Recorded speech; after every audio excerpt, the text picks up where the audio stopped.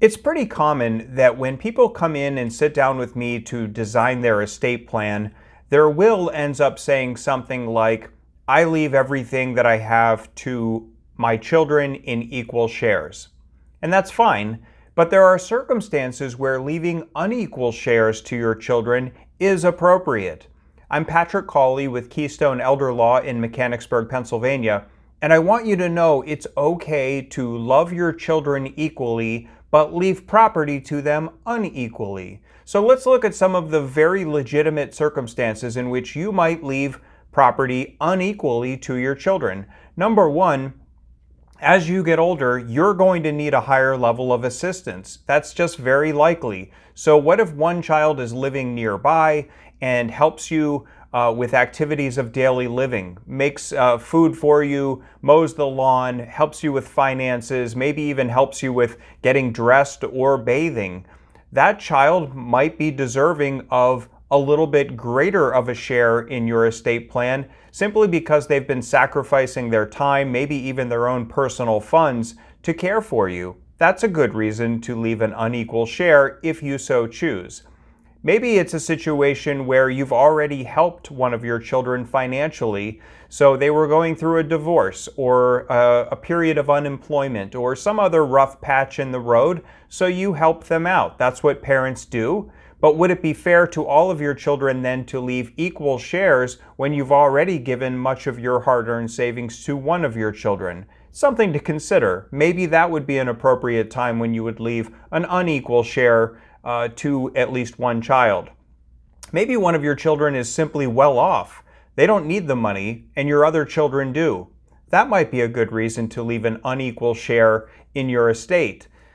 Finally, a child might have a disability. This happens a lot with families that have a special needs child. That special needs child, and the whole family tends to be on board with this, they need financial help. And the parents are pouring an unequal amount of money during the parent's life into the care and support for that child. And they're going to have to leave an unequal share because that child will continue to need help and support long after the parents are gone. A perfectly legitimate reason to have unequal shares in your estate. So if you fall into one of these categories, here's what you can do in the meantime. I strongly recommend having a conversation with your children and just explaining your thought process. Chances are, especially with a special needs child, they'll be fine with it.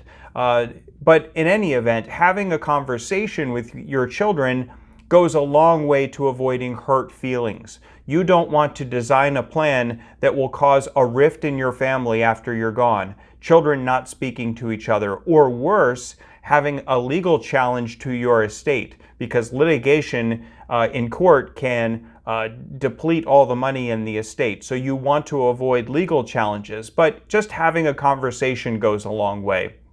Just in case there could be a legal challenge because somebody feels they were entitled to more money from your estate, you always want to make sure that your will expresses your thought process, your reasoning, your intent.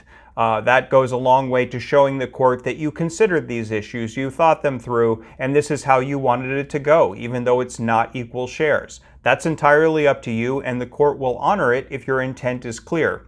Finally, one thing you'll want to have in your will is what's called a no contest clause.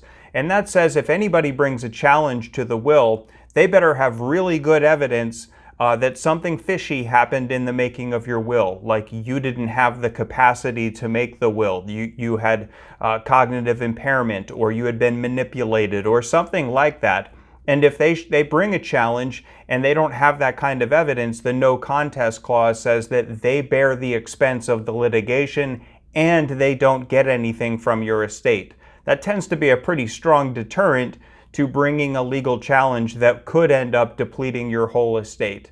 So these are just some thoughts about unequal distributions in your estate. If you need any further guidance on this, reach out to us. We can talk through these issues and design a plan that works for your family's circumstances. We can be found at KeystoneElderLaw.com.